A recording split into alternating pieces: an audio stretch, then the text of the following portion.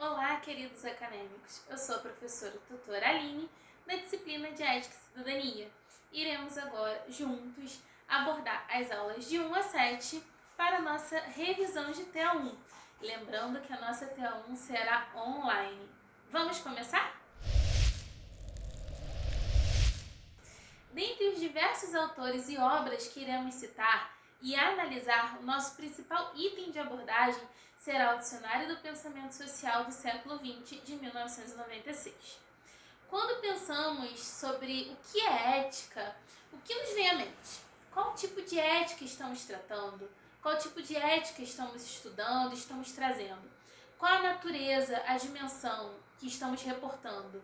Política, pública, privada, religiosa, individual, coletiva, secular, corporativa, cultural ou econômica? A ética, embora seja uma discussão de caráter histórico, ela tem como base a sua contemporaneidade e a atualidade. Na realidade, os grandes enfrentamentos e polêmicas sempre acompanharam a história da humanidade.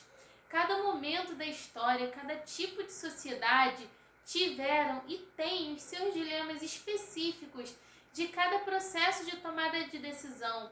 Ele é delineado tanto pelo conceito histórico e social, mas também podemos dizer que alguns dilemas são universais, como, por exemplo, o poder da morte, da liberdade e da própria sexualidade. Usamos o termo ética como sinônimo de coisas e pensamentos, atitudes ou considerações corretas ou incorretas, né? Podemos encará-la como ramo da filosofia que investiga as morais, né? Iremos tratar de ética, de algumas definições, algumas abordagens de determinados autores sobre o assunto. Conforme o Dicionário do Pensamento do século XX, em um âmbito muito mais abrangente, a ética diz respeito à avaliação normativa das condutas e do caráter das pessoas no sentido individual e no teu envolvimento com grupos coletivos. De acordo com Blackburn, de 1997, ele sinaliza ética. Ela vem do grego ethos, que significa caráter, com a investigação dos conceitos referentes ao raciocínio prático, como o bem e a ação correta, o dever, a virtude, a liberdade e a racionalidade de escolha. Em uma abordagem muito menos enciclopédica, Comparato, de 2006, inicia sua obra intitulada de Ética, Direito Moral e Religião no Mundo Moderno, associando a ética à felicidade. Já para Amadeu, de 2012, o conceito de ética afirma que designa o estudo das regras morais como uma ciência da moralidade e dos juízos referente à conduta humana, né, suscetíveis à qualificação de vista do bem e do mal relativamente à sociedade, sob uma ótica universalista, né, do modo absoluto, encantando a reunião de todos os homens, independente da sociedade que ele pertença. Portanto, essas 4 abordagens desses 4 autores distintos, podemos constatar, né, que não existe uma visão inequívoca de ética, né? Cada um tem uma visão. E sim, podemos apresentar visões distintas do que seria ética e um comportamento ético para cada autor e para cada pessoa. Isso tudo quer dizer também o quê? Que os nossos valores e comportamento, eles variam de acordo com a sociedade, com os grupos sociais que vivemos, né? Com a relação entre o tempo e histórias, né? Valores anteriormente considerados corretos e fundamentados no bem de alguma sociedade ou tempos históricos podem ser considerados hoje em dia diretamente errados em outros grupos humanos, né? Em outras épocas, em outras sociedades. Como podemos observar, são inúmeros os caminhos e diretrizes que a ética pode assumir, desde uma visão social, né, uma visão ampla de concepção que associa tanto o ramo da filosofia moral, quanto compreender o significado moral e dos valores éticos, né? Quanto pensamentos sobre O que é moral e o que é valores? O que nos vem à mente? Qual tipo de moral estamos tratando? Qual é a natureza e a dimensão que estamos nos reportando? Ela é uma visão política, pública, privada, religiosa, individual, secular, corporativa, econômica, são inúmeras, né? Então começamos com uma noção de moralidade conforme o dicionário do pensamento social do século XX, que ele diz assim: em seu sentido prescritivo, moralidade é aquela considerada conjunto de ações e de considerações que fornece motivos mais fortes para se viver de um certo modo especificado, em seu sentido descrito, ou conjunto de considerações que alguma pessoa ou grupo reconhece ou não, de qual adere ou não. O sociólogo Durkheim aponta que existem 3 esferas da moralidade. Um aspecto de caráter imperativo, a ligação dos grupos sociais e a autonomia dos agentes morais, voltando à nossa clássica da moral, o conjunto de regras e condutas admitidas por um determinado grupo numa determinada época, pela sociedade. Podemos constatar seu caráter coletivo e histórico em ambas as nomenclaturas, de um lado observando aspectos históricos, remetendo a uma discussão sobre mudança e continuidade. Vamos lá. Quais seriam as propostas de mudanças políticas, tecnológicas, culturais e sociais de acordo com os nossos valores? Concordamos e quais propostas não concordamos, Algo bem prático e concreto que a gente poderia citar e debater aqui. Você é contra ou a favor do uso de palmadas em crianças como recurso educativo?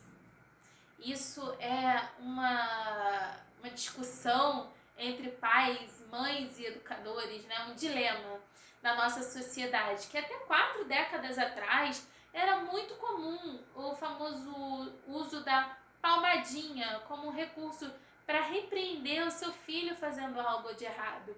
E hoje tal procedimento ele é considerado razoável? Eis aí uma questão central para a gente analisar. E no campo social, você é a favor ou contra as políticas de inclusão social, por raça, por cotas? Quais são as principais vantagens e desvantagens desse programa de inserção social? E no campo tecnológico, quais são os benefícios e desvantagens do aceleramento da inovação tecnológica, A inovação, ela amplia ou reduz os níveis de empregabilidade? E no campo político, você é a favor ou contra do procedimento eleitoral do voto obrigatório? Sim ou não? Talvez. E por quê? É um infinito número de questões que podemos levar, reconhecendo igualmente, e certamente a nossa opinião será comandada pelos nossos valores morais, pelo que nós aprendemos desde criança, como parte do nosso convívio social. De acordo com Jackson, de 1997, ele acrescenta que sobre a perspectiva sociológica, o comportamento moral, ele se baseia em 4 características. Seria jamais ter o interesse pessoal do autor como objetivo principal. Segundo, inclui o aspecto de comandato, o que faz com que as pessoas se sintam obrigadas a fazer o que acham que é certo. Terceiro, é vivenciado como sendo desejável e dele se tira certa satisfação e prazer. E quarto, é considerado como sendo sagrado o sentido em que sua autoridade é experimentada como além do controle humano. A moral também pode ser classificada em constituída e constituinte. O que isso quer dizer? Ela é constituída, ela é representada pelos valores herdados, por meio da nossa família, da sociedade ao nosso redor, do nosso convívio. E o que é constituinte? Ela é representada pelos questionamentos dos valores herdados conforme o dicionário do pensamento social do século XX. Os valores têm sido objeto de investigação nas 3 esferas da teoria social. Primeiro, apresentam-se como objeto de investigação como nas recentes discussões de valor, né, dos valores materialistas, pós-materialistas, entre as populações de sociedades capitalistas avançadas. Segundo, constitui uma categoria central para algumas perspectivas teóricas em sociologia. E terceira, a teoria social ela trata o problema filosófico da relação entre o enunciado factual e avaliatórios, em reflexões metodológicas, né, que suscitam questões fundamentais em torno da relação e da teoria social sistemática, né, conforme orientação e compromissos normativos de várias espécies. Veremos então que a questão dos valores ela perpassa o meio acadêmico, tal qual a moral e a ética, né? Os valores, num primeiro momento, são herdados por nós ao nascermos, né? O mundo cultural ele é um sistema de significados estabelecidos de tal modo que aprendemos desde muito cedo como comportar-se à mesa, como falar com os mais velhos, como se portar diante de pessoas estranhas, quando aceitar, não aceitar, em determinadas circunstâncias, como também andar, correr, brincar, cobrir o corpo enquanto desnudá-lo, quando o padrão da beleza que os direitos e deveres temos, não é mesmo? Conforme atendemos ou transgredimos os padrões, né, esses comportamentos são avaliados como bons ou maus. Enfim, é por meio dos valores que gostamos de coisas e de pessoas. É fato. Vamos refletir, né? Que achamos bonito ou feio tal procedimento. Ou seja, é através dos valores que pautamos as nossas ações, as nossas atitudes. Na realidade, sem valores não existiria vida social. De acordo com o nosso dicionário, né, do Pensamento Social do século XX, que é uma ótima leitura aí para vocês, a concepção da sociedade deveriam reconhecer que os seus membros devem ser tratados de modo igualitário. Tornou-se uma questão central do século XX, né? Essa ideia de que os seres humanos são iguais não é recente. Não mesmo, né, gente? Estando, por exemplo, presente por meio de abordagens religiosas que afirmam que todos os humanos são filhos de Deus. Isso é muito antigo. Então, compreende-se como igualdade social a noção de que os indivíduos devem ser tratados como iguais em todos os campos institucionais que interferem às suas oportunidades, tais como educação, trabalho, consumo, acesso aos serviços sociais. Contudo, essa igualdade ela pode ser classificada e interpretada por duas matrizes: a igualdade de oportunidade e a igualdade de resultados, né? Todos deveriam ter possibilidade de alcançar vários benefícios e recompensas, e o que torna uma sociedade disponíveis, né? Não haver barreiras artificiais a alguma pessoa, nem privilégios especiais dando outras uma vantagem injusta, né? A posição de uma pessoa quando chega numa sociedade, né? O trabalho que essa pessoa tem, a renda que ela ofere, a pessoa com que ela escolhe se casar, deveria apenas depender dos esforços, da livre capacidade e de escolha dessa pessoa, né? Isso de saída elimina uma discriminação formal, tal como o impedimento do acesso de pessoas de determinados sexos e religião a carreiras e órgãos públicos. Isso já foi pautado em inúmeros fóruns, não é mesmo? Então, a igualdade de resultados, né? Ela destaca 3 questionamentos. O primeiro deles, igualdade de quê? Se as pessoas devem tornar-se materialmente iguais, em que respeito sua situação deve ser igualada? O segundo, a questão da medida, né? Como devemos julgar o quanto uma distribuição particular de benefícios é igualitária ou não? O terceiro, a questão da ética.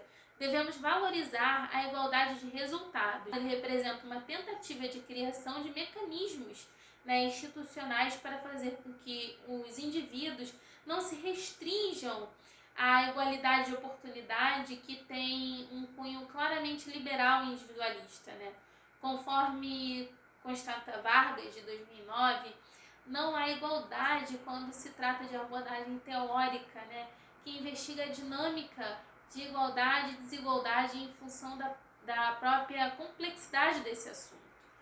Há, contudo, um consenso que é reconhecido da necessidade de redução dos níveis de desigualdade, não só no Brasil, mas como no mundo moderno como um todo, né?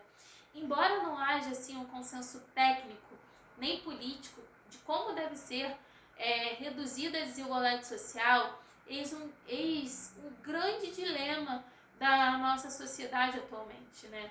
Relacionando tanto a igualdade quanto no que tange os aspectos conceituais, interpretativo, como a relação aos aspectos históricos. Foi possível observar a caracterização, né, de suas implicações para a vida social mais ampla. O que você sabe sobre a dinâmica da liberdade?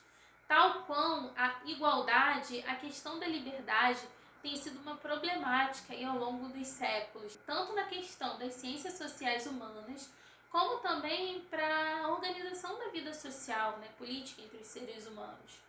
Então, múltiplas interpretações, mais uma vez, podem ser feitas em torno da liberdade, né? Desde que aquelas que associam ao comportamento isento de qualquer restrição, quer seja individual ou social, até mesmo as considerações, associações ao controle social. Quando tratamos da liberdade por sua natureza polissêmica, qual tipo estamos nos referindo, né? A liberdade individual, social, política ou religiosa? Eis aí a questão central, né? A liberdade individual nos daria o direito de tudo poder fazer? Em que medida, por exemplo, a liberdade individual ela entra em choque com o direito e os interesses dos terceiros? Enfim, o sentido negativo da liberdade está preocupando as forças que restringem os indivíduos de modos e graus diferentes, né, de acordo com a sua posição social. Enquanto o segundo, o positivo, ele trata o quê? Das possibilidades de autorrealização, de autocomando, de igualdade, várias vezes de acordo com as circunstâncias sociais. O primeiro, ele se expressa de uma forma inexistente de coerção, né? O segundo ocorre pela possibilidade de plena realização pessoal. Então, podemos classificar a liberdade enquanto individual ou como coletiva. Então, isso é uma linha muito tênue entre uma e outra. Em verdade, a liberdade individual ou de determinados grupos resultará sempre na restrição da liberdade de outros, pois a vida humana ela tem como base social, necessitando um contínuo debate em função dos interesses individuais e coletivos. Sobre o prisma científico, por exemplo, tudo que existe em uma causa trata-se do mundo da necessidade ou não da liberdade. Essa base de produção científica é de determinismo, né? Sem o qual não poderíamos estabelecer leis gerais. Se tudo pudesse ser, ou seja, se tudo fosse contingente, não haveria ciência. A livre escolha humana, portanto, seria um sonho, pois na realidade escolheríamos e decidimos em função de uma determinada condição, né? Analisando a questão da liberdade em suas múltiplas interfaces, tanto no que tange os aspectos conceituais e interpretativos, como em relação aos aspectos históricos. Foi possível também observar a caracterização, né, de categorias e as suas implicações para as organizações sociais, né? A definição clássica e democrática, apesar das suas múltiplas feições, do significado grego governo do povo, sugerindo a ideia de que um sistema social de indivíduos e grupos participando igualmente uma parcela de poder, né, quando a gente diz todos devemos participar, dizer isso ou aquilo, todos são considerados cidadãos, né? Buscando o quê? Apresentar uma definição clássica, destacando que a democracia é um sistema político no qual o povo inteiro toma e tem o direito de tomar as decisões, né, básicas determinadas a respeito das questões importantes de políticas públicas. A noção direito de tomar diferencia, né, o sistema democrático de outros sistemas autoritários ou autocráticos, né, tendo como base igualmente o modelo constitucional, que é o modelo que o Brasil tem hoje, né, que delimita os poderes de cada grupo, instituição, indivíduo e garante que o povo, né, tem o direito de tomar as suas decisões. Novamente a ideia do todos vem à tona, pois há um consenso de quem são todos. Uma forma mais conceitual é apontar que a democracia ela é o sistema para a maioria, né? Todos não pensamos do mesmo modo, óbvio que não, mas quando pensamos em democracia, pensamos no coletivo.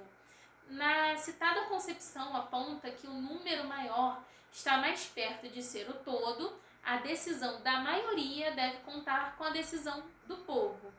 Exemplificando a dinâmica da força política na lógica democrática, George Landon, citado por Aranha e Martins, diz: se uma democracia, um partido tem peso político, é porque tem força para mobilizar um certo número de eleitores. Se um sindicato tem peso político, é porque ele tem força para deflagrar, por exemplo, uma greve.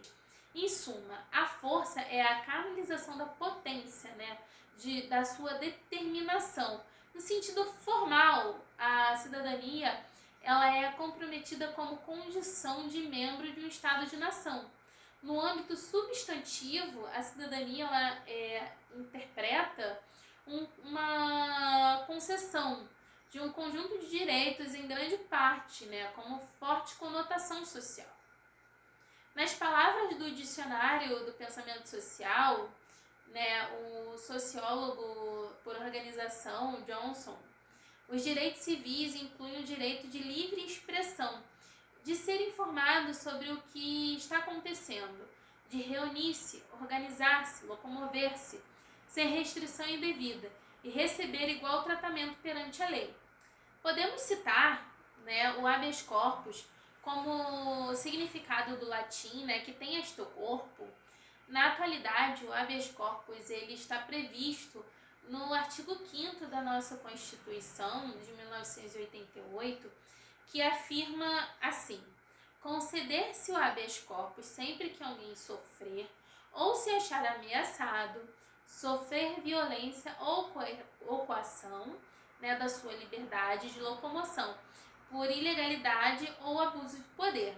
O habeas corpus, por ter um caráter liberatório, quando por objetivo ele faz o quê? Cessar um constrangimento ilegal, ou por ter uma natureza preventiva, quando a finalidade de proteger o indivíduo contra um constrangimento ilegal, né, que esteja na iminência de sofrer dano à sua liberdade. A liberdade na modernidade diz respeito à livre circulação dos indivíduos, estabelecendo o quê? O direito de ir e vir, o direito à reunião, o direito à expressão de ideias, a afetar o seu lar, a noção de cidadania global influenciada pela globalização, a inovação tecnológica e pelos movimentos ambientalistas. Se traduz numa dimensão que vai além da visão clássica de conhecimento, né, ao Estado da nação, exigindo os novos desafios políticos e acadêmicos.